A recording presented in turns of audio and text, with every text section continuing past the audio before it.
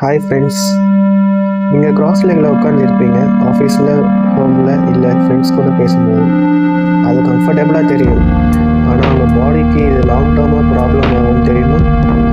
நிறைய பேர் சொல்வீங்க இது என்னோடய நேச்சர், இது நான் இப்படி தான் உட்காருவேன். இல்லை நிறைய பேர் சொல்வீங்க ஸ்டைலாக உட்காரலாம்.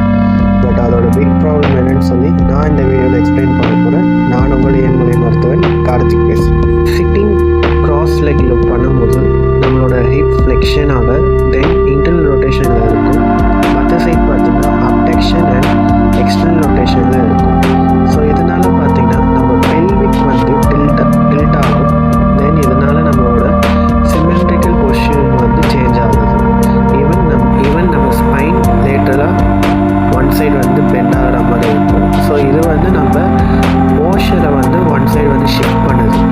ஸோ இது ரிசல்ட்டில் என்ன வரும்னு பார்த்தீங்கன்னா நம்மளோட பெல்விக் இன்பேலன்ஸ் அண்ட் ரொட்டேஷனில் இருக்குது. There is the tendency to occur lumbar scoliosis, then hip and glute muscle tightness ஆகும் அண்ட் அன்ஈவன் வெயிட் டிஸ்ட்ரிபியூஷன் நடக்குது.